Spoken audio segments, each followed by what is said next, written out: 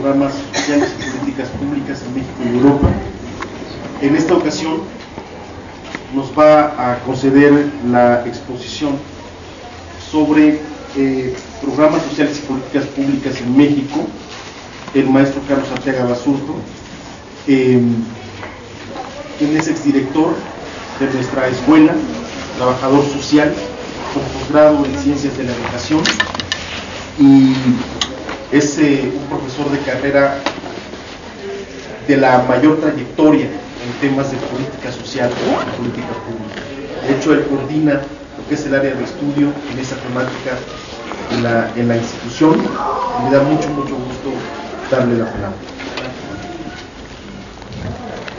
Bien, buenos días. Vamos a iniciar. Parece que les montaron otro evento por ahí en el país. La verdad, a mí me molesta mucho este tipo de cosas porque esto significa problemas de falta de programación. Pero bueno, el título de esta plática es precisamente Políticas Públicas y Programas Sociales en México, avances y desafíos. Ustedes escucharon en la primera sesión hablar un poco de la situación en Europa, después algo acerca de los programas de seguridad pública, programas con jóvenes, pero siempre queda la duda de exactamente qué son los programas o a qué nos referimos con programas, cuál es la diferencia entre las políticas públicas y las políticas sociales. De hecho, la mayoría de ustedes ya de alguna manera conocen o han visto lo que es el concepto de políticas públicas, el mismo concepto de política social. La diferencia en términos de teoría políticas entre política y políticas.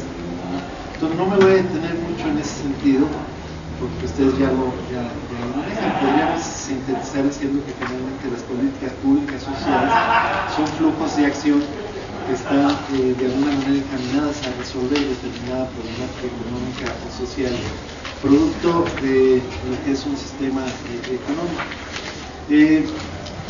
Partiríamos entonces de hacer una consideración que no todo, en toda ocasión está presente en quienes son los responsables de la política pública en este país, en el sentido de que los sujetos sociales deberían ser el centro de todas las preocupaciones. Hoy en día parece que el centro, no parece, sino que el centro de las preocupaciones más bien es el mercado y esta prioridad del mercado sobre lo social es algo que se debe revertir y que los gobiernos deberían pensar más en las necesidades de su población y en cómo solucionarlas de manera más efectiva. Aquí decimos, de alguna forma, creando empleos estables, salarios dignos, pero sobre todo garantizando los derechos sociales que ustedes ya también de alguna manera manejan y conocen cuáles son estos derechos básicos: educación, salud, cultura, vivienda, alimentación, por mencionar algunos. Ahora, si bien decimos que las políticas sociales como flujos de acción deben tratar o buscar resolver algún problema, en este caso de carácter social, tampoco, y esto es importante, podemos pensar que por el hecho de ser una política social va a ser benéfica de entrada, o que va a significar una preocupación por todo el conjunto de la sociedad. Hay políticas que son destinadas solo a ciertos grupos de la población, las políticas obligatorias, o hay también políticas que se llaman sociales o que denominan sociales, pero que en realidad se dejan mucho de beneficiar al conjunto de la población. Hay algunos, por ejemplo, plantean toda esta cuestión de la reforma laboral, la reforma educativa, que se van a derivar en políticas que tanto no benefician en realidad al gran conjunto de nuestra sociedad. Entonces, el hecho de tener políticas sociales, ¿no?, enmarcadas en un discurso, en un documento, y generar de ahí programas y servicios sociales, no significa que estos se destinen a objetivos de redistribución progresiva. Recuerden en este sentido que la política social tiene, digamos, la podemos ubicar en dos grandes paradigmas o dos grandes modelos, que es el modelo residual y el modelo institucional. Uno que se va a derivar en el modelo neoliberal, que es el residual, y otro modelo institucional, que es reflejo de lo que era el llamado estado de Entonces, en este sentido, cuando hablamos de objetivos de redistribución, nos referimos a cómo redistribuir la riqueza, los ingresos, los recursos de un país en el conjunto de la población. Ahora, para poder hablar de los programas sociales, un poco es situarnos también en contexto, porque a veces hablar de lo que sea en un espacio de carácter local es interesante, pero si no tenemos el manejo de lo que sucede alrededor, es difícil, más hoy en día con estos fenómenos de la globalización, que aún, como ya también hemos comentado por ahí, lo que sucede en el lugar más remoto afecta directamente a los gobiernos locales. Entonces, bueno, muy rápidamente, la globalización, ustedes saben, ha traído también cambios estructurales, ¿no? A nivel mundial, obviamente a nivel nacional, a nivel local. Han aparecido nuevos paradigmas, tanto económicos como sociales, ¿no? Que ahí los planteamos: el modelo económico, el neoliberalismo, el modelo de bienestar, pues el paradigma neoliberal, y sistemas institucionales que se han tratado de ajustar a los nuevos modelos, a los nuevos paradigmas que están surgiendo.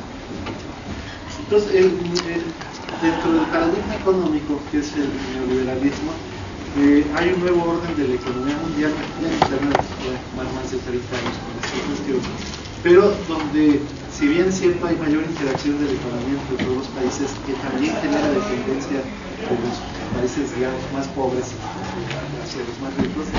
Este mercado dominado por grandes consorcios, ya habíamos hablado de que hoy la economía, más que por país, está dominada por 400 consorcios transnacionales, que ha generado también como resultado una vinculación asimétrica, es decir, países que crecen más que otros, o donde se genera una mayor desigualdad entre países, entre regiones e incluso entre personas. Y esto se da mucho, sobre todo en lo que es América Latina, que es la región pues, más desigual del mundo. Entonces, este modelo económico, con la tesis de más mercado, menos Estado, es decir, el Estado debe invertir menos en carácter social y debe tener menos presencia para dejarlo todo esto supeditado a la ley de la oferta y la demanda, pues han traído nuevos escenarios.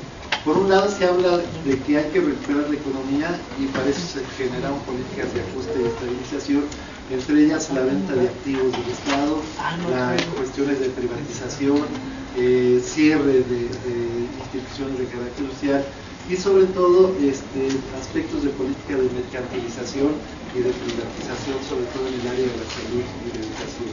Y todo esto nos ha llevado a que en realidad estemos viviendo políticas sociales que tienen un carácter residual, es decir, donde, de acuerdo a las teorías que se plantean en este sentido, la cuestión social debe ser resuelta en primera instancia por el individuo, la familia, ¿no?, la sociedad civil, y solo en última instancia por el Estado. Entonces, y esto se traduce en los programas llamados compensatorios, o traducidos en nuestro país como programas de combate a la pobreza. Bueno, entonces esto es otra forma de plantearlo: el desarrollo del neoliberalismo, con el gran elemento que juega en él, que es la transferencialización del capital financiero, también producto de los avances tecnológicos en los medios de comunicación y los sistemas informativos, nos ha llevado en lo social a una política compensatoria y focalizada hacia los grupos denominados en pobreza extrema. La realidad es entonces que las estrategias económicas priorizadas, que se han priorizado, ha generado políticas sociales desvinculadas, aisladas, como señalamos, solo en atención a grupos de pobreza extrema. Ahora, la política social, entonces, en este marco del neoliberalismo, algunas de las características que ustedes también ya las han leído, ya las conocen: sociedad de libre mercado con estado mínimo, focalización en vez de universalidad, combate a la pobreza extrema como prioridad, lo que señalamos de mercantilización y privatización de los servicios, y algo que también es parte de este modelo residual y que es una discusión muy fuerte: la transferencia total o parcial de tareas sociales que correspondían al gobierno o que tradicionalmente las había realizado el Estado, el llamado Estado de benefactor, a actores de la sociedad civil, a grupos, a redes de la sociedad civil. Y aquí la discusión es si es éticamente correcto o no que la sociedad civil asuma las tareas que el Estado ha dejado de cumplir. Para algunos sí, para otros no, porque esto genera mayor indiferencia del propio Estado, pero dices, bueno, si no lo atiendo yo, finalmente hay quien lo haga, ¿no? Es decir, hay quienes dicen que esto favorece precisamente al modelo neoliberal. Pero es una discusión que está pues ahí puesta en la mesa, y aquí depende mucho también de las concepciones que uno vaya teniendo alrededor. A mí me parece que esto raya ya en la irresponsabilidad de un Estado de estar dejando todo en manos de la sociedad civil. No digo que haga mal la sociedad civil, no, yo no lo vería por ahí, sino más bien en la irresponsabilidad del Estado, porque además no hay forma de controlar los servicios que den los actores sociales, ¿no? Es decir, no hay normas de operación, no hay parámetros para medir este tipo de servicios, entonces se dejan muchas veces cuestiones que van a caer más en altruismo, en beneficencia, en caridad, y es lo que por ello he planteado que esto tal parece ser un retorno a las viejas formas de vida. ¿Cuáles son algunos de los efectos perversos de este paradigma neoliberal? Pues ya hemos señalado el deterioro de la calidad de vida. Y hablar de calidad de vida, ojo, no me estoy refiriendo nada más a ingreso económico, porque entonces solo sería eso, hablar de niveles de vida. Cuando se mide o se quiere medir la situación de un individuo a partir solo del ingreso, se llama medición de nivel de vida. Calidad de vida tiene que ver con la forma de los recursos, cómo se obtienen los recursos, las oportunidades que tiene el sujeto para vivir mejor, pero sobre todo también algo que es, en los términos de bienestar subjetivo, la percepción que tiene el sujeto de su realidad y la forma de insertarse en el mundo. Aquí hay también una discusión fuerte que es la válidos o no los factores subjetivos. Entonces, bueno, pero es un elemento. La concentración del ingreso y la distribución desigual de la riqueza, que vamos a ver adelantito en una gráfica muy impactante, y mayores niveles absolutos y relativos de la pobreza extrema y de la exclusión social, a pesar del juego que se hace con las mediciones en este sentido. ¿Cómo se refleja esto ya en el contexto mundial, esta parte, digamos, teórica? ¿Cómo se refleja en el contexto mundial? El Banco Mundial ha marcado, para tratar de medir lo que es la pobreza, dos niveles, el umbral de pobreza y el de pobreza extrema, que ustedes ahí lo están señalando, leyendo. Uno, el de pobreza, se fija en $2 diarios por persona para adquirir productos necesarios y cubrir ciertas necesidades básicas, y el umbral de pobreza extrema, definido como línea fijada en $1.25, que se considera suficiente para adquirir productos y sobrevivir en los países más caros. Esto ya lo hemos comentado, hagan un cálculo, $1.25, si está a 13 pesos el dólar, estaríamos hablando de 16 pesos aproximadamente diarios, ¿no?, por persona, y eso se considera por el Banco Mundial suficiente para adquirir productos necesarios y sobrevivir en los países más bajos, ¿no? Habría que preguntarle a uno de los grandes funcionarios del Banco Mundial, a uno de los grandes políticos, que ganaran esta cantidad, ¿no? Nuestros flamantes diputados se acaban de aumentar los salarios, ¿no?, para el próximo periodo. Entonces, son precisamente de las cuestiones muy controversiales en este sentido, ¿no?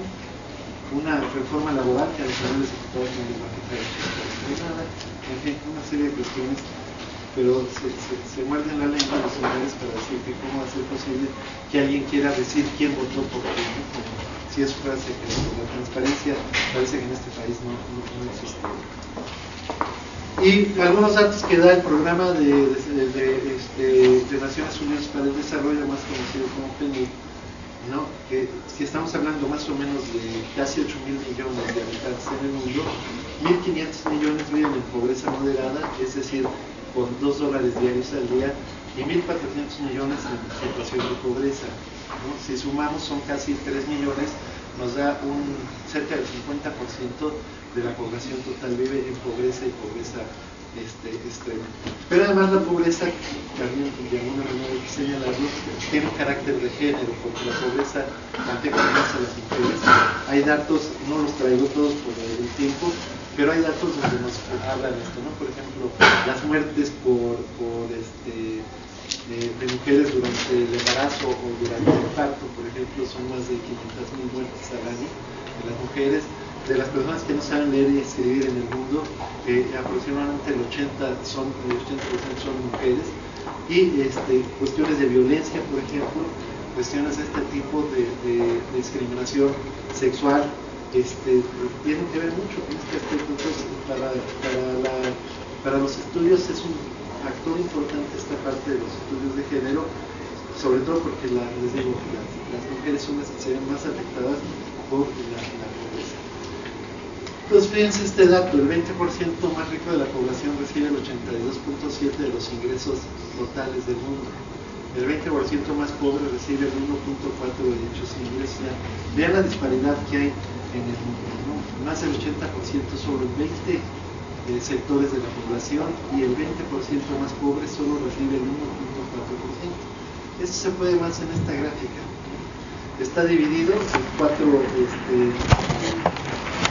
niveles, la sociedad del 20% más rico al 20% más pobre. Y aquí, esta gráfica, ustedes pueden ver lo impresionante, ¿no? Ni sumando el segundo, tercero, cuarto y quinto nivel, siquiera se llegaría al 20% de los ingresos mundiales. Si esto no es disparidad, si esto no es desigualdad, ¿cómo se quiere combatir la pobreza en el mundo? Si finalmente es una disparidad enorme en los ingresos, en la distribución de los ingresos. Y esto va a dar como resultado pues, algo que se preveía, ¿no? Las famosas metas del milenio, producto de la reunión en Copenhague hace algunos años, de una cumbre en Copenhague, donde se hablaba de reducir la pobreza a la mitad al año 2015. La realidad es que no se va a cumplir. En el 2011 hubo más de 850 millones de pobres con hambre. Y hay datos, ¿no? Insisto, yo los tengo todos esos datos, que nos van reflejando cómo la pobreza en el mundo se va incrementando. Se habla de que algunos países la han reducido, la han controlado, pero es mínimo. Y la propia Conferencia de Naciones Unidas de 2009 reconoce que de no revertirse esta situación, lo decía en aquellos años, para el 2015, el número de personas con menos de $1 al día en las 49 naciones más pobres se incrementará un 30%. Casi 2.000 millones de personas vivirán en pobreza extrema. Es decir, de 1.500, según el dato que teníamos, se calcula que estarán en 2000, es decir, la pobreza extrema va a crecer. Entonces, por tanto, las metas del milenio pues, simplemente se quedaron en una aspiración, un esfuerzo a lo mejor loable, pero sin ningún resultado real. En 2010 hay un informe también de Naciones Unidas donde dice que a 5 años de la fecha para cumplir, es decir, hablamos del 2015, hay avances importantes, pero son irregulares, y si no hay lo que decíamos, un esfuerzo renovado, los objetivos del milenio no se cumplirán en muchas naciones. Entre ellas, obviamente, es decir, estamos muy felices de que ganó ayer el América el pasado de selección, ¿sí? Pero por otro lado, la miseria sigue, la pobreza sigue, ¿no? Y se cumplen, hay promesas. En América Latina, si nos bajamos un poquito, ¿no? América Latina es, dentro de lo que sucede en el mundo, es todavía la región más desigual, ya habíamos comentado.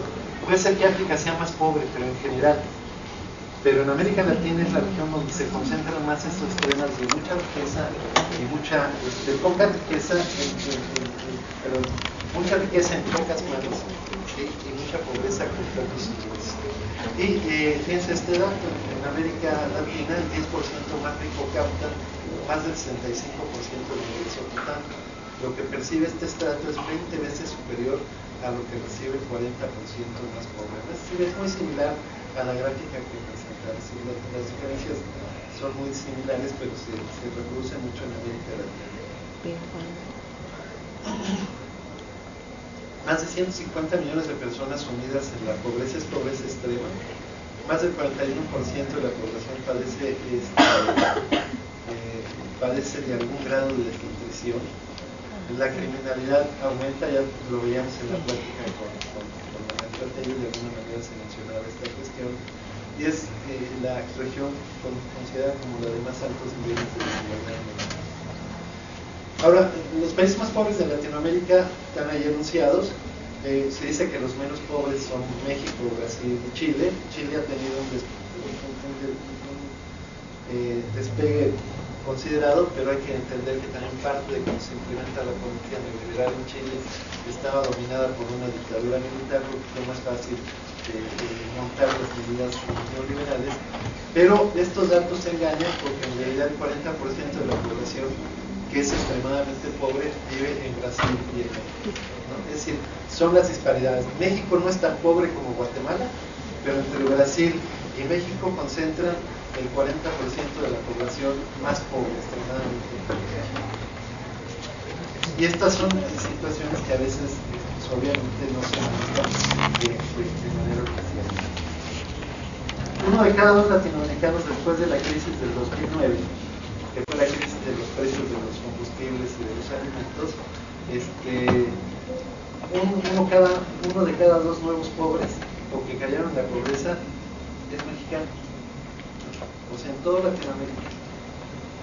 Si hablamos de 10 pobres, 5 son mexicanos y los otros se reparten, a lo mejor dos en Brasil, otro en Paraguay, otro en Argentina, no es el dato exacto, pero la realidad es que este es el dato que se nos da.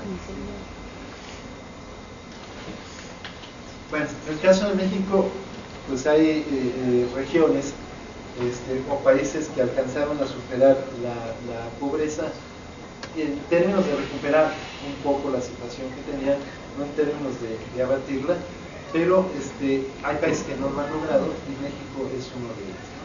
Y esto lo dice el Banco Mundial en su informe del colapso a la global recuperación. Si México no ha recuperado los niveles siquiera que tenía antes de la crisis del 2009. No quiere decir que estuviera bien, eran niveles bajos, pero ahora están todavía más bajos, ¿sí? Es decir, se ha agudizado la situación. Se movió. Bueno, la población pobre en México aumentó en 3.2 millones de personas del 2008 al 2010. Y en 2008 había entonces 48 millones de mexicanos en situación de pobreza y en 2010 aumentó a 52 millones. Otros datos por ahí, nada más de referencia: jóvenes sin trabajo ni estudios se incrementó 25%, ¿no? Datos que nos da la UNAM en 2011, septiembre de 2011, 33% de las familias están en la informalidad del empleo, lo que genera que no tienen acceso a servicios de seguridad social. 3 de cada 4 empleos fueron generados en el comercio informal, sector informal, y los empleos eventuales creados por el gobierno son el 25% del total formal, 1 de 4. Como ustedes pueden ver aquí, pues el problema del empleo es un problema crítico, es un problema fundamental y afecta en este sentido sobre todo a los jóvenes, y dentro de los jóvenes, como hemos dicho, a las mujeres. Aquí pueden ustedes observar, vamos nada más al primer dato, está toda la gráfica, pero si nos vamos por ejemplo a pobreza, y esta es la manera en que a veces se juegan con los datos, está en porcentaje y absoluta millones de personas. Por ejemplo, la pobreza, Coneval dice, es que la pobreza en términos porcentuales bajó del 46.1 al 45.5, pero en términos de millones de personas aumentó de 52.8, que es superior a lo que ya 2008 reportaba, a 53.3 en 2012, es decir, aumentó de casi, ¿qué serán? 52, más de 500.000 pobres, ¿no? Otra vez en este sentido. Entonces, pues sí, si lo vemos en términos porcentuales, digo que bajó la pobreza, pero en términos absolutos creció el número de mexicanos que están en esa situación de pobreza. Igual la que sí reconocen es en situación de pobreza moderada, del 34.8, 35 aumentó, y de 39 millones pasó a 41 millones. Y población en situación de pobreza de 11.3, 9.8 y 13 millones a 11.5. Y si uno empieza a cruzar los datos, y esta tabla es de Coneval del informe 2012, no nos van a checar los números, ¿sí? En un análisis más profundo, más detenido, uno empieza a sumar y a restar y no checan los números. Ahora, Coneval también marca cuestiones de pobreza con relación a algunas carencias en el sistema multidimensional de medición de la pobreza. Entonces, que por ejemplo, el rezago educativo del 27 se disminuyó al 19, de salud del 29 al 21, seguridad social, que es obvio, del 60 al 50, en términos si no hay empleos formales, la seguridad social tiene que aumentar los problemas, pues este dato no le creo mucho, es el más amplio la diferencia. Espacio en la vivienda baja, carencia de acceso a la vivienda baja, carencia de acceso a la alimentación baja. Entonces, cuando uno dice, bueno, a ver, se está diciendo que todos, casi la mayoría de las carencias se ha mejorado, ¿no? Es decir, se ha bajado en la cantidad, en el porcentaje de personas afectadas. Sin embargo, en números absolutos la pobreza ha crecido, no checa, pues estos datos no cuadran. Y entonces uno también pregunto, bueno, si carencia de acceso a la alimentación bajó al 23.3 de un 24/8, entonces hoy generan un programa, ¿no? La Cruzada contra el Hambre, porque dicen que la pobreza es el problema, la pobreza, el hambre es el problema más agudo dentro de nuestra sociedad. Entonces el discurso tampoco coincide con los números en todo caso. Pero comparándolo este dato con lo que dice CEPAL en su informe de 2011, 36.3 de mexicanos vivían en pobreza, ¿no? Que es 7% más que el promedio de la región latinoamericana, que era de 29.4%. Es decir, a pesar de los datos optimistas del gobierno que se combate, se reduce, pues somos 7% en promedio más pobres que el conjunto de los países latinoamericanos en número, pues. Y México pues pasó de una política centralizada de derechos sociales, es decir, pasó del paradigma del estado de bienestar al paradigma neoliberal con todas estas características. La realidad de nuestro contexto, ¿no? Ahí está planteada. Soberanía nacional acotada, que es muy importante también en el sentido de que un país que está adeudado y que está asignando compromisos con las grandes bancas, con el Banco Mundial, el Banco Interamericano de Desarrollo, el FMI, con las famosas cartas de intención, donde obligan al país a seguir ciertas medidas económicas. Entonces, esta soberanía se ve acotada porque el país no es libre de decidir el rumbo que quiera marcar. Esto es lo que algunos autores llaman la crisis del Estado-Nación. Se reduce lo social, hay mayor desigualdad del ingreso, en fin, todos estos que ahí ustedes pueden seguir con una lectura que no tiene mayor problema en lo que está ahí señalado, ¿no? Yo creo que es muy clarito los efectos. Esta es nuestra realidad, ¿no? Ahora, todo esto ¿cómo lo piensa atacar el gobierno? Que además yo quiero decirles, en el Plan Nacional de Desarrollo, también lo leyeron, hay una confusión en términos metodológicos tremenda, ¿no? Si se va a la teoría clásica de administración, se habla de programas, o plan, programa y proyecto, son instrumentos y cada uno tiene diferentes niveles. Se supone que el más importante es el plan, luego el programa y luego los proyectos, ¿no? Y se habla de cierta construcción de lo que son objetivos, propósitos, metas, diferenciando, por ejemplo, que los objetivos tienen un carácter o alcance de términos cualitativos y las metas expresan números, expresan aspectos cuantitativos para lograr los objetivos. La realidad es que en el Plan Nacional de Desarrollo uno no sabe la diferencia, es decir, lo marcan como objetivos, como metas, como propósitos, como finalidades y lo manejan exactamente como si fuera la meta. Entonces, de repente uno no sabe si el propósito es objetivo, si la meta...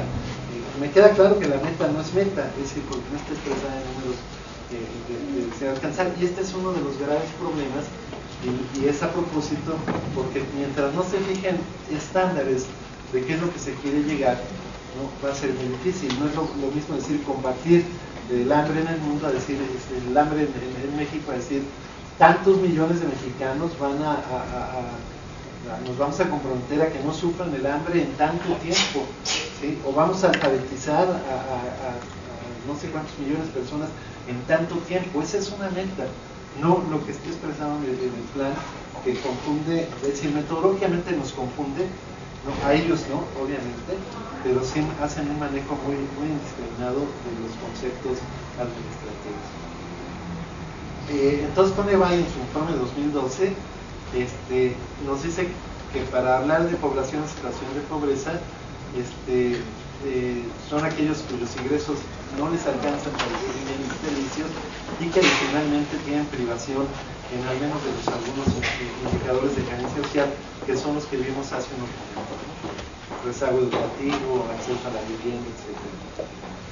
Ahora, Coneval, y les digo, aquí cada organismo va aplicándose modelos de evaluación, lo cual también resulta muy complejo, porque a veces los datos que tiene la ONU no coinciden con los datos europeos, y además, algo importante, finalmente todas estas estadísticas son producto de las mediciones que hacen los gobiernos. Lo que tiene la ONU es lo que le informe el gobierno mexicano, qué tan confiable puede ser, ¿no?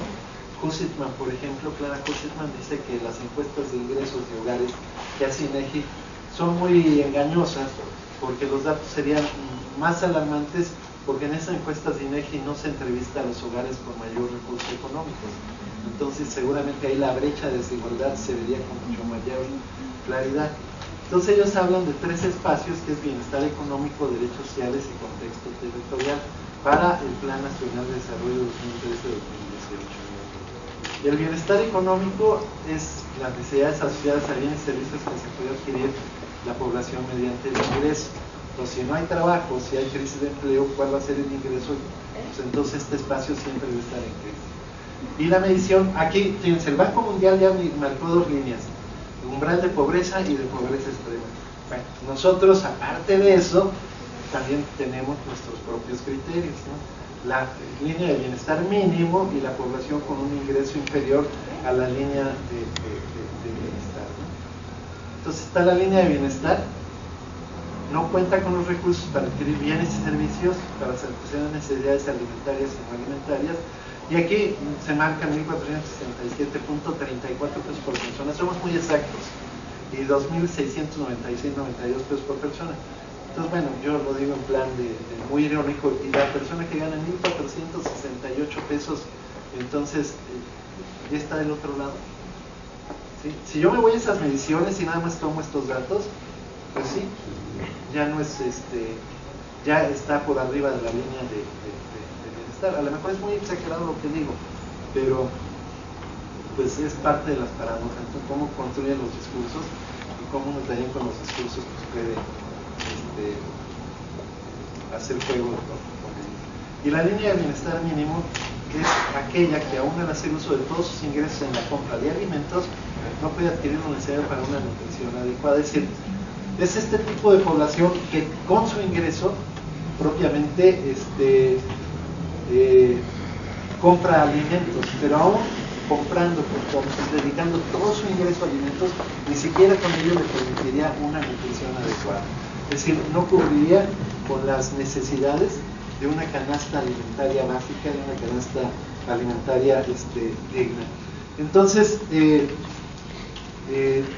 las zonas rurales, 782 pesos por persona, son datos mensuales, no vayan a creer que diarios, y 1.145 pesos por persona. Entonces, esto aquí resultamos ya más papistas que papistas. Si el Banco Mundial sabe su umbral de pobreza y el de pobreza extrema, y Coneval, el gobierno mexicano saca la línea de bienestar y la línea de bienestar mínimo. Entonces juega, ¿no? A veces ubica unos en línea de pobreza, otros ubica en línea de bienestar mínimo, otros en línea de bienestar y otros en línea de pobreza extrema. Es decir, es una complejidad ahí, pero que se maneja mucho en términos de el manejo, pues, como decíamos, político. Entonces aquí hay unos datos, de acuerdo a estas formas de medición, el ingreso inferior a la línea de bienestar, del 2010 al 2012 hay una disminución, según Coneval, y el ingreso a la línea de bienestar mínimo subió del 19.4 al 20%. Pero si se va uno de los datos, lo que decía de pobreza, donde dicen que en porcentajes baja la pobreza extrema en el país, entonces cuando les digo, los mismos datos de Coneval no checan. Es decir, si se redujo el número en términos porcentuales la pobreza extrema en el país, ¿cómo es que el ingreso inferior a la línea de bienestar, ¿no? se ve incrementado en este sentido? Es decir, hay más pobladores con ingresos inferiores a la línea de bienestar. Entonces son las cuestiones que no checan pues en esta parte de las estadísticas.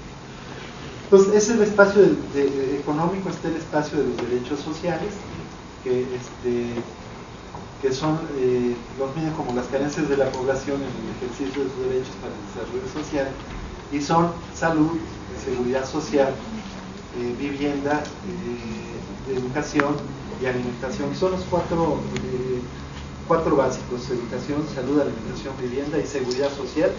Y que pues mientras más desempleo exista, mientras más empleo informal exista, pues obviamente el acceso a la seguridad social se va a ver seriamente afectado, dañado. Más con las reformas laborales, ¿no?, donde se está planteando, de hecho, y se van a ver amenazados seriamente los sindicatos, los contratos colectivos, el acceso a la propia seguridad social. Pues no nos asombre que estos números se vayan a incrementar día con día. Entonces, simplemente con eso no se estaría cumpliendo con lo que señalan de cómo resarcir estas cuestiones de seguridad social.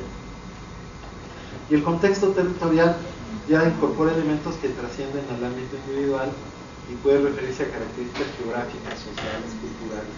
Por eso, por ejemplo, para nosotros en la formación de nuestros futuros egresados como ustedes, es muy importante la cuestión del análisis regional, ¿no? ¿Qué significa lo regional? ¿Cuál es la diferencia de lo local con lo regional?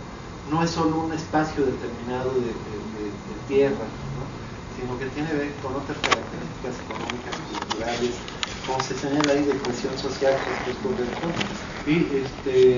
Y esto pues, nos va a ayudar también a medidas de desigualdad. Dentro de una región puede haber grupos con mayor ingreso o con mayores recursos, con mayores accesos a los derechos sociales Ahora, ¿qué es el objetivo de la estrategia? El objetivo es llevar a México a su máximo potencial en el sentido amplio, es el objetivo general de nuestro mayor desarrollo. ¿Cómo? A través de una mayor productividad para su máximo potencial. Aquí es muy clarito. ¿A qué se le va a dar prioridad? A lo económico, ¿no? Mayor productividad.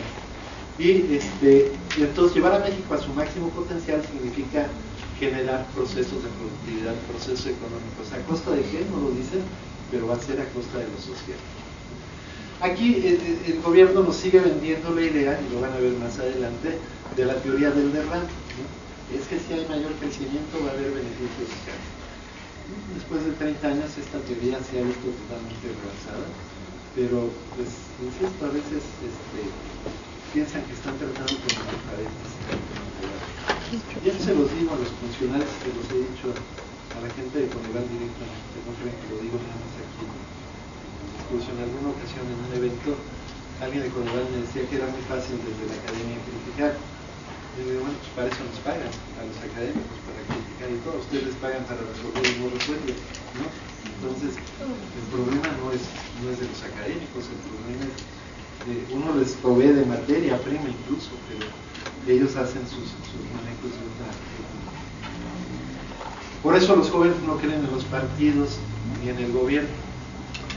Después daremos a conocer los datos de la encuesta que realizamos aquí en la escuela, y es alarmante. El 90% de ustedes no creen en los partidos políticos ni creen en el gobierno.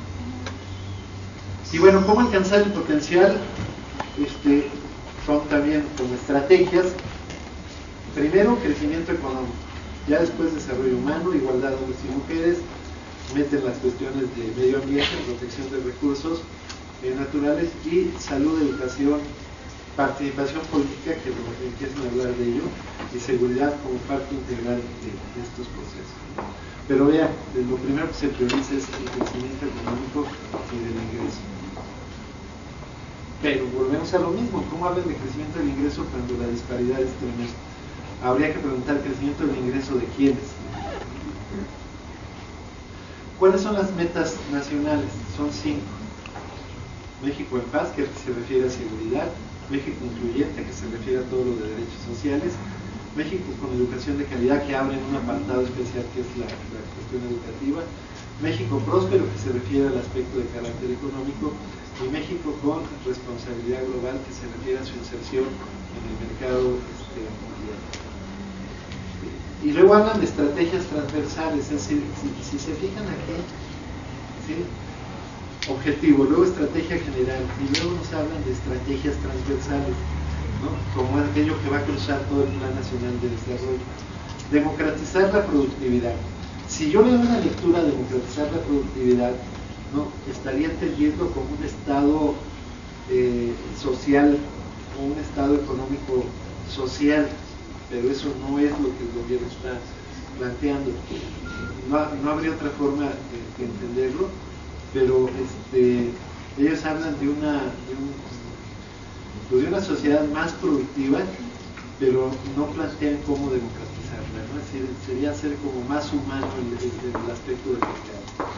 Un gobierno cercano y moderno, que sin decirlo, pero están planteando de alguna manera, uno lo podría entender que un gobierno cercano y moderno tendría que ser un concepto de gobernanza y no de gobernabilidad, y una perspectiva de género en todas las acciones, que esto sí responde a lo que señalamos de cómo la pobreza tiene más impacto en la sociedad. La meta 2, que es la que nos interesaría, porque la meta 3, les digo, es el trabajo sobre educación, y esta meta 2 cubre el conjunto de los aspectos. El Plan Nacional reconoce, o se reconoce por el gobierno, que el 46.2 de la población vive en condiciones de pobreza y el 10.4 en condiciones de pobreza extrema. Le sumamos, ¿no? Y nos da 46 y 10, 56.6 millones de mexicanos en situación de pobreza extrema o moderada. Estamos hablando del 50%, si contamos que somos 110 millones de mexicanos, estamos hablando propiamente del 50% de mexicanos en situación de pobreza. Otros estudiosos de la pobreza que tienen criterios de medición como Hernández Claus dicen que este dato es falso, que la pobreza en este país rebasa fácilmente el 75%. Pero bueno, aún con eso el gobierno reconoce que no se puede ser complaciente y que hay desigualdad, hay violación de derechos humanos, hay discriminación, ilimitado acceso a servicios de salud y a una vivienda digna. El objetivo de la meta es garantizar el ejercicio de los derechos sociales, que vaya más allá del existencialismo, pero algo que les decía al principio, si esto se deja en manos de la sociedad civil y no hay cómo reglamentar estas actividades, pues es muy fácil caer en la caridad del existencialismo, la filantropía, con formas prioritarias. Y hablan también de disminuir las brechas de desigualdad, y esto no puede ser si no hay programas que económicamente lo combatan, en el sentido no de programas de combate a la pobreza, sino de equilibrar esta desigualdad existente en la distribución de la riqueza. Y bueno, ellos dicen que hay que promover la más amplia participación social en políticas públicas como factor de presión y de ciudadanía. Es curioso, y van a hablar más adelante de participación social y ciudadana, pero no hay ninguna reglamentación en términos de nacional sobre participación ciudadana. En el DF sí hay una ley, algunos estados tienen, pero hay más de 18 estados en este país que no tienen ley de participación ciudadana, y no hay una ley, por ejemplo, federal de participación ciudadana, que te marque derechos, obligaciones, responsabilidades, atributos, mecanismos de participación. No hay. Entonces, pues sí, yo puedo decir que haya participación ciudadana, pero no es cómo, a través de qué, o qué me va a garantizar que se tome efectivamente en cuenta la participación ciudadana. Y luego les digo, empiezan a hablar de finalidades, es decir, ya hablaron de objetivos, ya hablaron de propósitos, ya hablaron de metas, pero se manejan indistintamente. Estrategia general, estrategias transversales, y luego finalidades. Lograr un México incluyente, revertir la pobreza, lograr una sociedad con igualdad de género y sin exclusiones. Yo veo la redacción y parecen también objetivos, ¿no? Pero además objetivos mal hechos, porque dicen revertir la pobreza.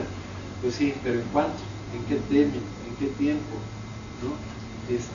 Una sociedad con igualdad de género y sin exclusiones, que vele por el bienestar. Pero igual, vamos a decirlo cómo, que ese es el problema. El plan en ningún momento dado plantea así algunas actividades, pero no, y esto se va a traducir en los programas, pero no hay datos o indicadores o estándares de calidad que nos permitan decir, si por ejemplo, una alimentación puede cubrirla, pero ¿hasta dónde es una alimentación digna, nutrientes dignos, por ejemplo, ¿no? O cuáles son los requerimientos de nutrición que necesita un chavo para crecer sanamente, y si con eso se va a poder lograr con lo que gana una familia. O se habla de educación para todos, pero sí, pero ¿con qué calidad de educación? ¿Sí?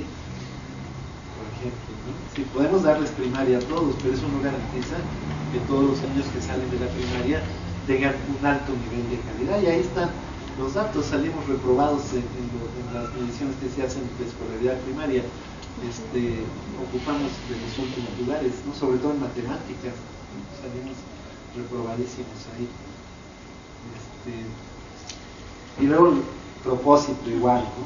Ya no saben lo que en este sentido les digo el manejo que sea, pero bueno, ahí está enunciado.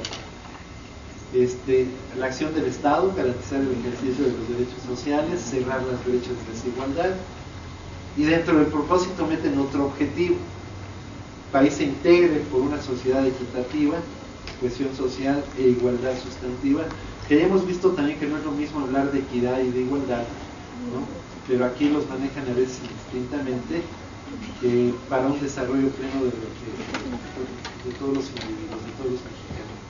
¿Qué esto significaría? Pues sí, salir de la pobreza, en pocas palabras, en estos 6 años.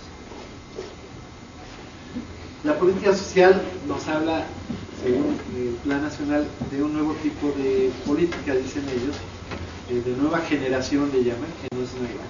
En este país apenas se esté considerando, pero ustedes no han visto que hablar de participación ciudadana, de gobernanza, no es nada nuevo. Hay otras regiones donde se ha avanzado más en ello. Y aquí es simplemente plantear políticas sociales que giren en torno al ciudadano como un agente de cambio, protagonista de superación, organización y participación. Y ahí me remito, y donde están las leyes que van a garantizar esta participación ciudadana. Y algo importante también entonces para nosotros, el trabajo social, es esta parte de ciudadanía, de construcción de ciudadanía. Y es un punto de vista particular, me parece que parte de lo que hoy en trabajo social tendríamos que estar hablando es precisamente cómo construir ciudadanía, como una de las tareas básicas o de los aspectos donde el trabajo social pudiera tomarse como algo genérico, ¿no? Es decir, trabajo en comunidad, pero tengo que construir ciudadanía. Trabajo en instituciones, pero tengo que construir ciudadanía, entendida en este sentido, sí, efectivamente, que el ciudadano debe ser el que se responsabilice, por un lado, de definir lo público, y que el Estado sea responsable de gestionar eso que la sociedad ha definido, y el ciudadano también tiene el derecho de vigilar la gestión ciudadana. Vamos a ya los programas sociales. ¿Qué son los programas sociales? Son muy similares al concepto de planes o de políticas. Es una iniciativa para mejorar las condiciones de vida de una población. El programa puede estar orientado a la totalidad o a un sector importante, y como programas sociales se refiere a todos aquellos que ejecuta el gobierno de manera directa a través de acuerdos de coordinación con los gobiernos de las entidades federativas y los municipios. Aquí hay que recordar que la estructura de nuestro del país, del Estado, está señalada en la Constitución, y nos habla de un pacto federal, y nos habla de lo que es la federación, los estados o entidades federativas y los municipios, cada uno con ciertos niveles de autonomía, cada uno con ciertas competencias que se llaman constitucionales, donde, por ejemplo, la única entidad que puede emitir moneda es la federación, y los gobiernos estatales no pueden hacerlo. Pero, por ejemplo, el manejo de los servicios públicos, los gobiernos municipales sí pueden hacerlo, sin necesidad de autorización del estatal o del federal. Y esto va a generar, este pacto federal también va a obligar, y ahorita lo vamos a ver, nos lleva a algunas dificultades en este caso, sobre todo cuando los recursos son centralizados desde el gobierno central. Los programas sociales son los que efectúa el gobierno federal directamente, o aquellos que se hacen en coordinación con los estatales y con los municipios. Entonces, entidades federativas, recuerden que estamos hablando en lo cotidiano de los estados. Entonces, los programas y acciones, porque aquí también vamos a ver otra diferencia, que es por cuestiones que yo una vez no acabo de entender, hablan de programas y acciones de desarrollo social del gobierno, son numerosos e incluyen muchas actividades. El monto de presupuesto cambia cada año según el ejercicio fiscal, igual el tamaño y la distribución geográfica de su población, y pueden también referirse a ciertos derechos que son heterogéneos y que, les digo, con frecuencia cambian año con año dependiendo de elementos de coyuntura económica.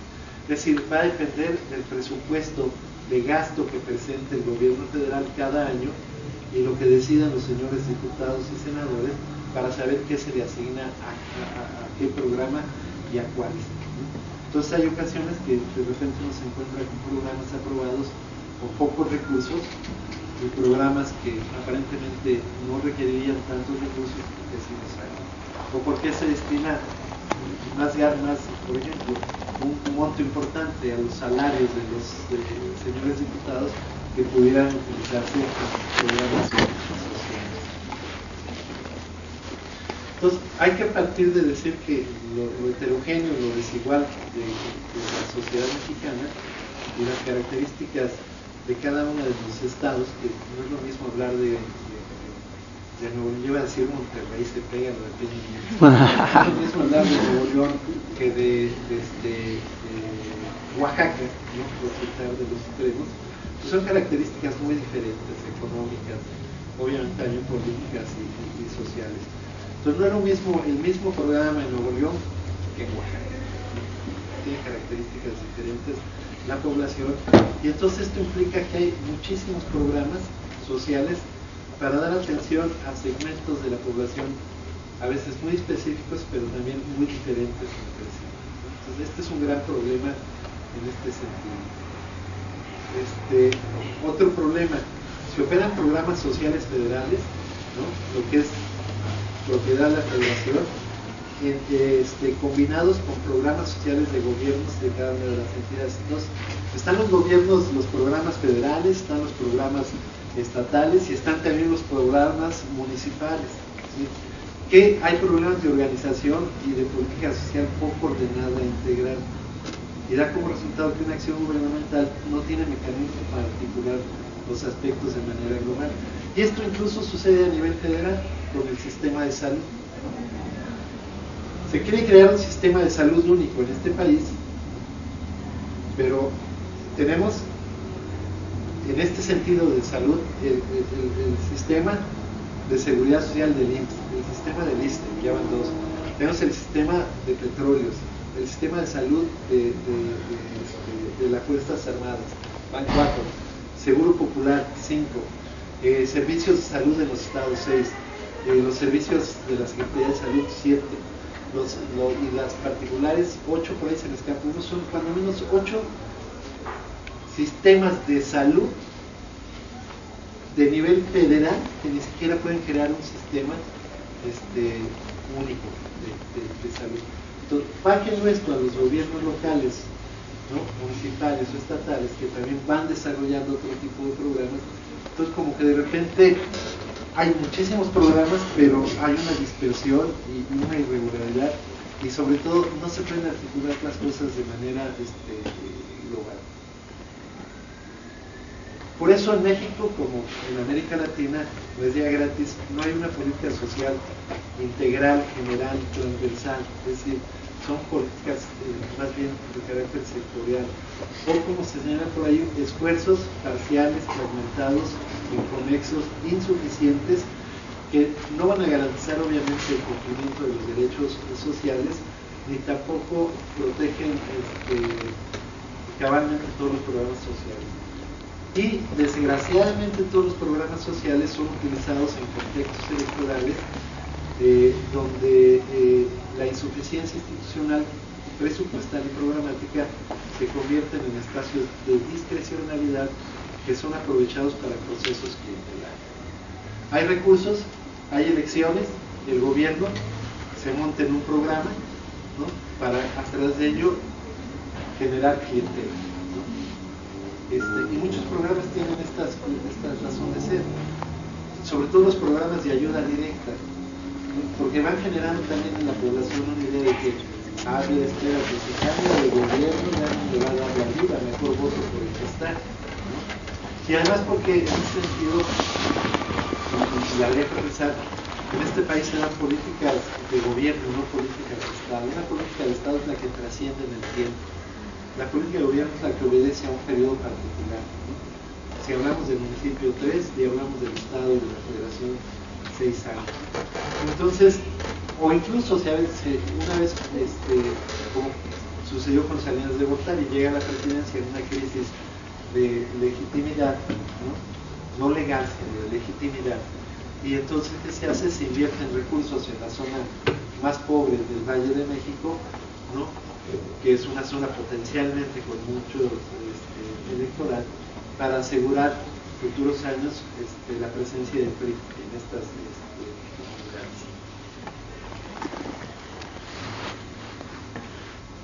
Entonces, programas y acciones, esto se lo van a encontrar ustedes en todo lo que son los instrumentos programáticos del gobierno mexicano. No metí todo porque habría que meterse, hay páginas exclusivamente destinadas a esto, es muchísimo material, pero tratando de sintetizar esto, los programas y acciones, que no hay mucha diferencia más que en cierta asignación que ahorita vamos a ver, son intervenciones gubernamentales, responsabilidad de una dependencia o de una entidad a nivel federal, que cuentan con clave presupuestal y se encuentran contenidos dentro del decreto de presupuesto de egresos de la Federación, es decir, en el ejercicio fiscal que cada año somete el Ejecutivo al Legislativo. Los programas que integran el inventario Coneval hace un inventario de programas. Fíjense, y es que se complica, intervenciones gubernamentales con claves, la clave S, que es claves de reglas de operación, la clave U de otros programas de subsidios, y luego acciones. Si es lo mismo programas y acciones, solo lo diferencian porque unos tienen cierta clave y otros otra. La clave E, prestación de servicios públicos, o la clave B, provisión de bienes públicos, son acciones. Entonces, por ejemplo, los municipios se van mucho a lo que se llama acciones, clave E, cuando prestan servicios públicos, limpieza, transporte, panteones, agua, luz, etcétera. Todos los programas sujetos a reglas de operación con clave presupuestal S forman parte del inventario Coneval, ¿no? Y los programas y acciones con claves presupuestales son parte del inventario Coneval si pertenecen a algún ramo presupuestal. Sí, también hay otra clasificación de son los ramos presupuestales. El ramo presupuestal es un nivel donde se trata de identificar administrativamente a quién se le asignan los recursos y quién los ejerce. Es decir, va dirigido a la población de este municipio, ejercidos por la Secretaría de Salud. Entonces, y esto tiene que ver con los recursos en el presupuesto de egresos de los poderes legislativo y judicial, de las dependencias de la administración pública centralizada, nos estamos refiriendo a organismos del Estado y de órganos autónomos. Y este componente se le llama ramo presupuestal. Aquí les pongo algunos ramos, hay muchísimos ramos, ¿no? Pero estos que son los ramos generales. Un ramo, el más importante, es el ramo 33, aportaciones federales para entidades federativas y municipios. Es decir, son lo que el gobierno federal destina a las federaciones, a los estados y a los municipios. Pero aquí algo que ya hemos también comentado, aquí sí juegan los colores. Es decir, gobierno priista federal, un gobierno panista que busca el estatal y un gobierno federalista municipal. ¿Qué sucede? Los recursos no fluyen igual, ¿no? ¿Cuál es la queja del gobierno del Distrito Federal? Que siendo la entidad que más aporta en las cuestiones hacendarias, ¿no?, es de las que menos les asignan recursos federales. Entonces, aquí ustedes pueden ver, hay hasta un ramo, que es el 34, erogaciones para programas de apoyo a ahorradores y deudores de la banca. Es decir, el gobierno se echó a cuestas resolver el gran problema que trajo con los deudores de la ramo 26, desarrollo social y productivo de pobreza. Todos los programas se van etiquetando: ramo 33, ramo 22, ramo 19, ramo 24, y este es solo un ramo general. Hay como 8 ramos de la administración con una cantidad similar de claves, ¿no? o de programas que ya participar. Entonces, estamos hablando de casi 100 o más, ¿no? Diferencias de tipos digamos, de acciones o de programas dentro de los ramos.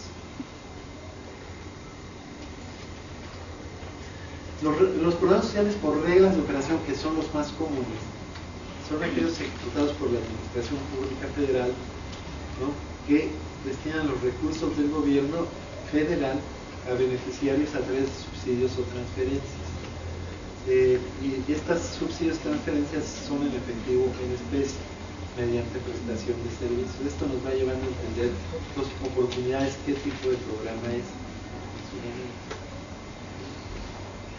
Pero también hay programas de subsidios, ¿sí? Es decir, los programas en reglas de operación dan subsidios que se van a reflejar en los propios programas de subsidios, que son apoyos directos, que destinan recursos económicos para combatir la pobreza, tanto en la ciudad como en el campo.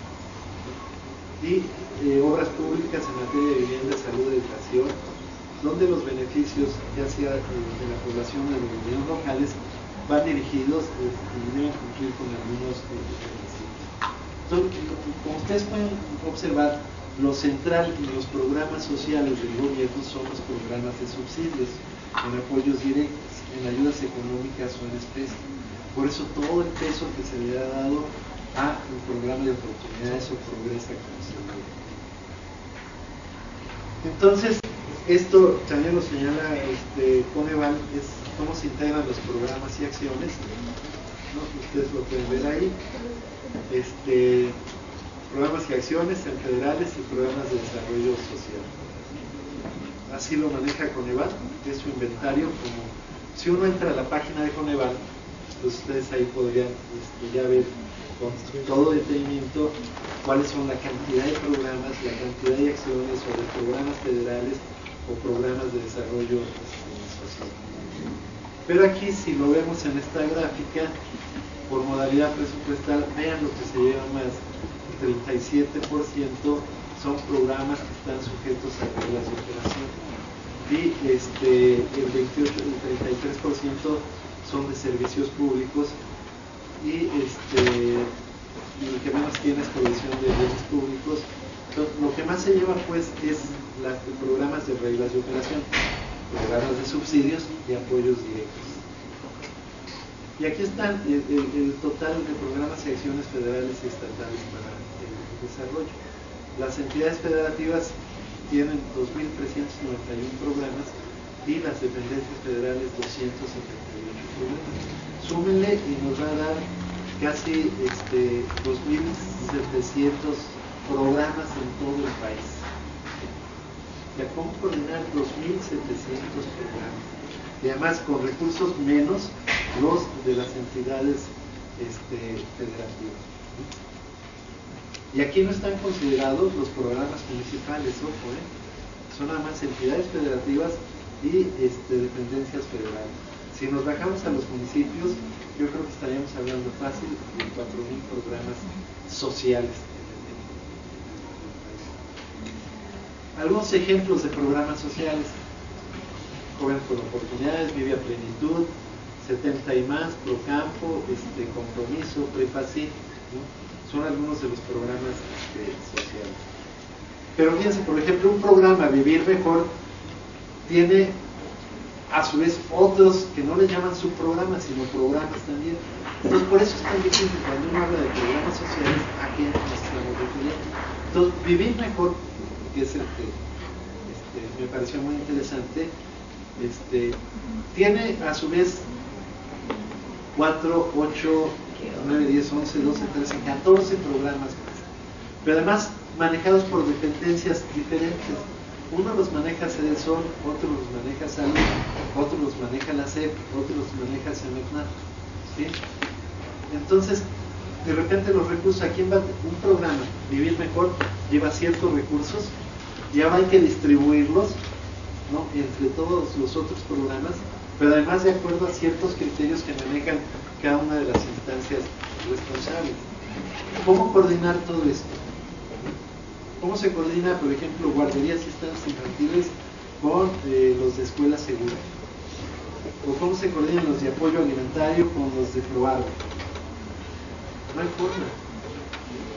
Y entonces, ¿qué sucede? Que cada uno de estos programas van a tener objetivos muy particulares, desconectados, ¿no? del otro. Claro, alguien diría, la suma te va a dar vivir mejor, pero no se trata de sumar nada más, sino de ver cómo se logra.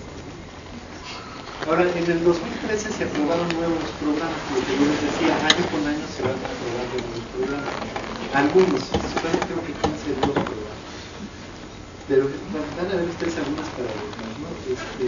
Se aprueba el seguro a madres y hijas de familia con 400 mil millones de pesos y 400 millones, sí, perdón, 400 millones. Para que todas las mamás tengan un seguro de vida que protegerá a sus hijos en caso de envejecimiento. Pero el monto del seguro aún no está definido. Y no está definido porque los señores legisladores no se han puesto de acuerdo, no se ha creado la ley respectiva que asegure este monto. Y hasta el momento no está definido. Está el proyecto, está el programa, está el presupuesto asignado, pero no se ha ejercido.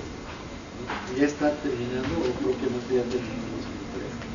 Está lo de prevención de violencia hacia las mujeres, tampoco se ha puesto en marcha. Está ya con el presupuesto y será la responsabilidad de la Secretaría de Gobernación. Campañas, capacitación básica. Programa de prevención al delito, ¿no? Repartir esto a todas las entidades federativas, esa cantidad repartan entre 32 entidades federativas y lo que les va a dar es poco. Gendarmería Nacional, ¿no? Para fortalecer el control territorial en los municipios con mayor debilidad, y un poco está creado esto para convertirlo de las famosas guardias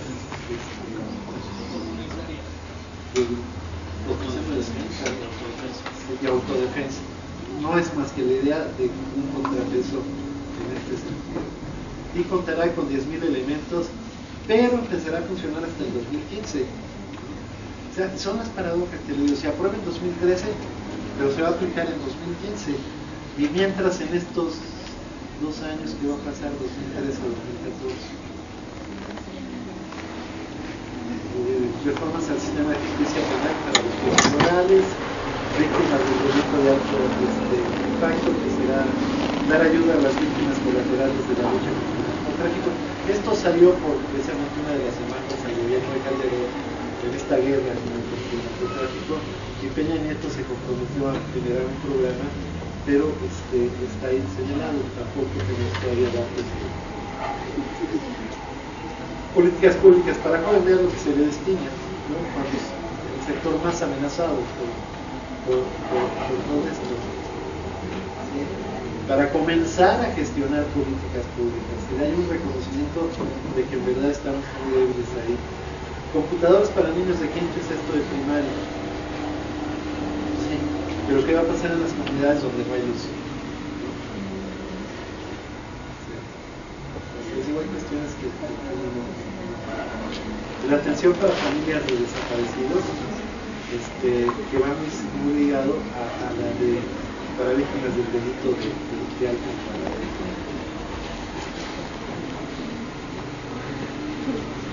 Ahora hay una institución, Gestión Social y Cooperación, OSEC, una organización civil que trabaja mucho sobre estas cuestiones de evaluación de los programas.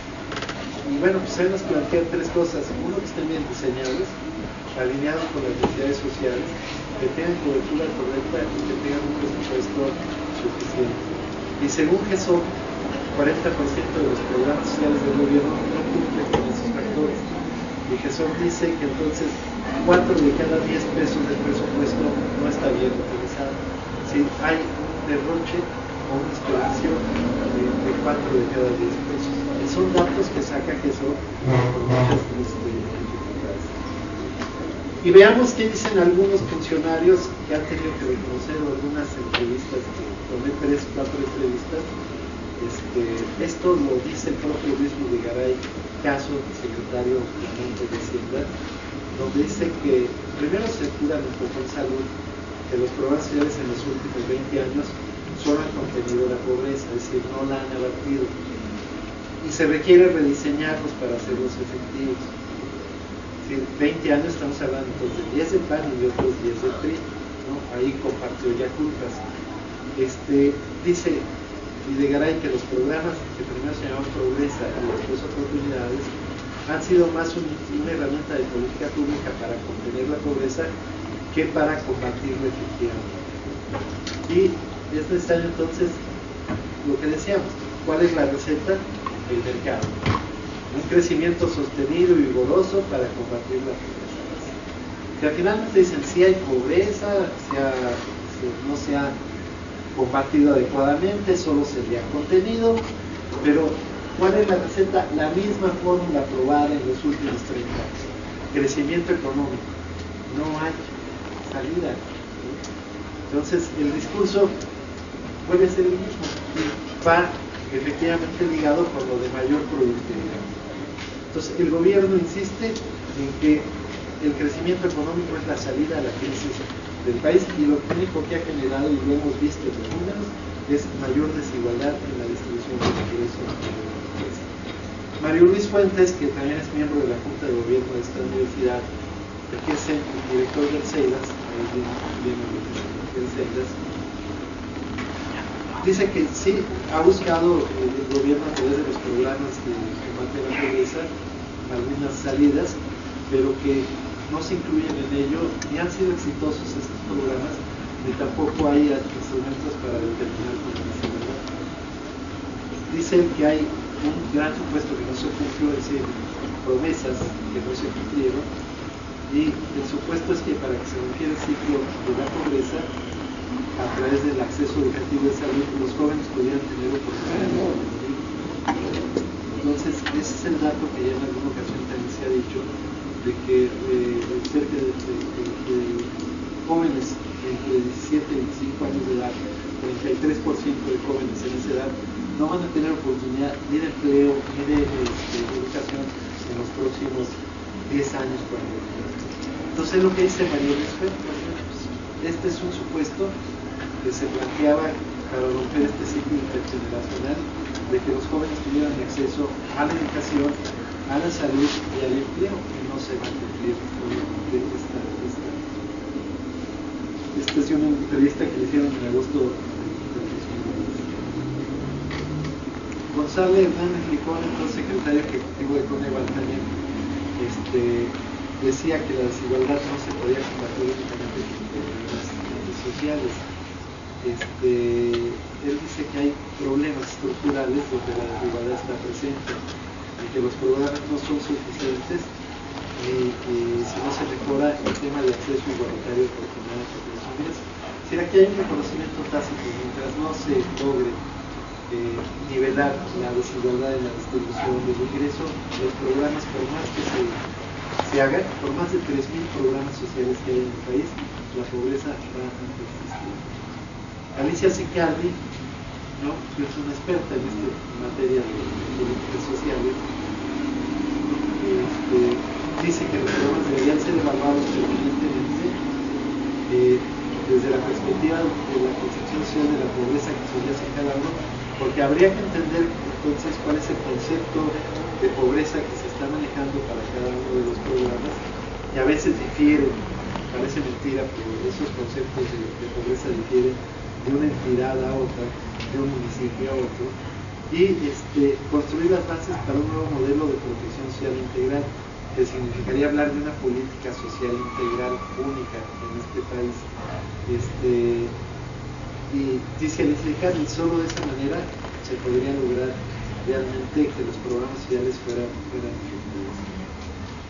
Ya para concluir, algunas consideraciones generales. Los programas sociales deberían tener un aspecto de posibilidad de movilidad social. No es solo recibir el programa, la dádiva o el apoyo ante un problema, sino que garantizar que quienes reciban los apoyos lleguen a ser autosuficientes suficientes y cuenten con alimentos para una vida digna. Por ejemplo, algo que se me viene rápidamente es, hace años, a nosotros nos tocó, a nuestras generaciones, incluso al doctor que es más joven, pero el ingresar a la universidad, tener la oportunidad de estudiar una licenciatura y tener un título significaba la posibilidad de movilidad social, de una escala social. Todas las familias le apostaban mucho a la educación de los hijos, ¿no? Sobre todo decir, bueno, es que si tengo un hijo en la universidad, va a tener un empleo y los recursos de la familia van a mejorar. Incluso hubo quien llegó a comparar los títulos universitarios con títulos nobiliarios, ¿no? Es decir, el licenciado, el doctor, significaba una posibilidad de escala de movilidad social. Hoy no lo es, ¿no? Y lo digo con mucha tristeza y pena, pero terminar una carrera universitaria no les está garantizando ni un empleo ni un mejoramiento social. Entonces, de eso se trata, de que los programas permitan esta movilidad social y que tengan esta finalidad y no solo recibir pues, el apoyo, ¿no? ¿De qué sirve que un anciano, una persona, bueno, anciano no me gusta porque yo estoy en esa edad, mayor de 60 años recibe una ayuda directa? Pues igual si me la dan no la voy a hacer, porque además tengo derecho a ella, fíjense que es otra de las cuestiones, ¿no? A veces tengo derecho yo a ella, puedo recibir ese dinero, pero realmente ¿qué va a fortalecer a una persona en estas condiciones? El recurso lo va a sacar de algún problema emergente, pero no le va a dejar o significar que mejore su calidad de vida. Por eso los programas sociales no deben ser paliativos, sino deben acceder a un cambio en la vida de las personas y que efectivamente se cumplan todos los derechos sociales para un bienestar común. Sobre todo entre los sectores más desprotegidos, sin perder el principio de universalidad. Si se dan cuenta que ya empiezo a plantear, ¿no?, el carácter de universalidad con discriminación positiva. Es decir, todos tenemos derecho, todos ustedes tienen derecho a los programas, pero habrán entre ustedes sectores más vulnerables a los que habría que atender con prioridad, sin que esto signifique descobijarlos a los demás. Es decir, compartir la cobija entre todos, pero tapando un poquito más a los que menos quieren, sin destapar a los otros. Los que duermen con 3, 4 hermanos no saben esto, ¿no? Que a veces uno descobija al otro.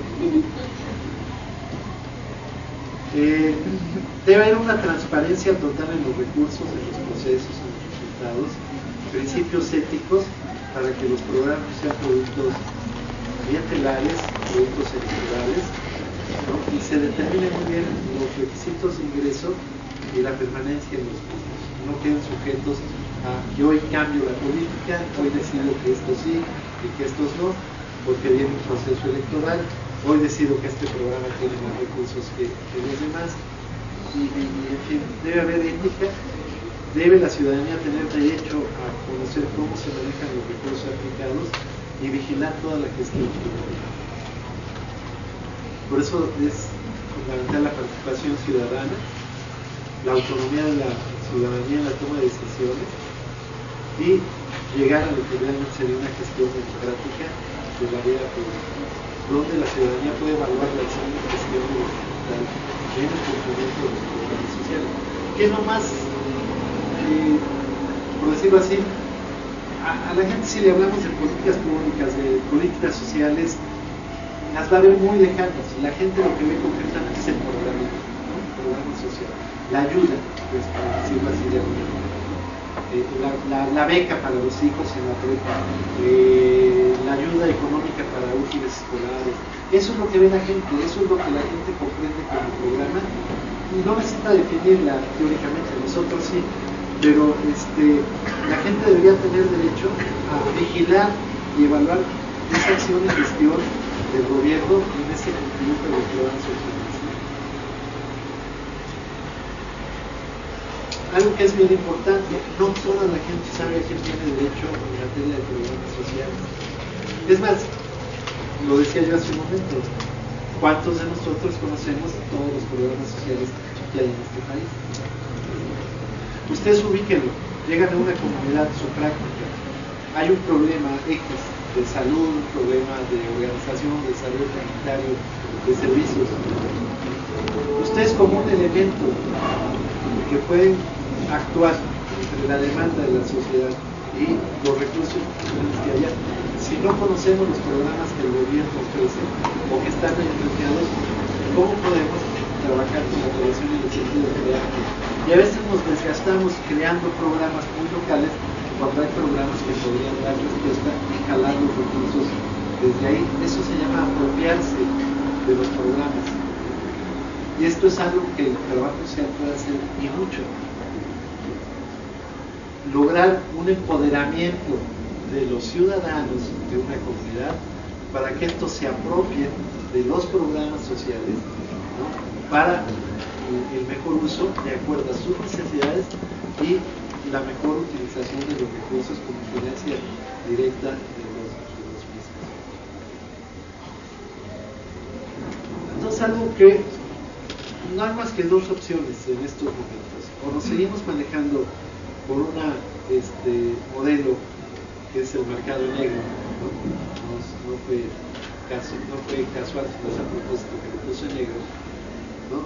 Intervención mínima para sobrevivir, focalización, selectividad, individualizar los costos, fragmentar los programas, prevalecencia de una visión de mercado. Y está la otra opción: desarrollar las capacidades humanas, individuales, colectivas, garantía y ampliación de derechos sociales, la solidaridad y colectivización del riesgo, procesos integrales democráticos y un concepto de justicia social. Y bueno, ya con esto hay otros planteamientos, pero esto es lo que yo he planteado, que fue producto de la investigación que realicé en el 2012 sobre un proyecto social, y pongo algunas de las características que considero como bases para un proyecto social democrático, una reforma social a fondo, que garantice los derechos sociales consagrándolos en el ámbito constitucional, pero además, retomando, aquí no lo puse, pero lo que diría Kurzweil, señalando estándares de calidad, política social universal con criterios de discriminación, que ya me pedía que se hable de esto, con prioridad en empleo, educación, salud, vivienda y seguridad, pero materializada en programas sociales. No solo la política universal, sino bajarla a programas sociales y a prestación de servicios institucionales, pero coordinados, integrados y no dispersos como está hasta ahora. Garantizar el criterio de una mejor calidad de vida con aspectos redistributivos y de equidad, no compensatorios ni residuales, una obligación del Estado con la responsabilidad social, pues. Sí, garantizar la participación ciudadana, pero de manera democrática, sin influencia del gobierno, de los partidos políticos. Yo por eso digo, si la ley de participación ciudadana se desarrollara como está plasmada en el DF, ¿no?, hablaríamos de otra ciudad, incluso aún reconociendo los avances que ha habido en la misma. Pero vemos que hay elecciones ciudadanas y los candidatos los impulsan los partidos. Las campañas las promueven los partidos. Y la gente lo dice: ¿para qué voto si finalmente tengo que estar con la delegación, tengo que estar con el partido, ¿no? Entonces allí hay todavía mucho que trabajar en participación ciudadana. La capacidad de la ciudadanía de organizar lo público de manera autónoma, que significaría entonces trabajar en la línea de la gobernanza y no de la gobernabilidad, y mecanismos necesarios para garantizar una gestión pública del bienestar social, que significaría transparencia, rendición de cuentas y el control de la gestión gubernamental. Pues con esto concluiríamos. Es una visión general amplia, ¿no?, de los programas sociales, y ustedes, pues como les he dicho siempre, ustedes tendrán que afinar sus puntos de vista, definir sus concepciones y en su momento optar por aquello que consideren también lo mejor para nuestra sociedad y obviamente para usted, porque finalmente dentro del interés colectivo hay interés particular. Lo importante es aquí cómo supeditar los intereses particulares al bien colectivo.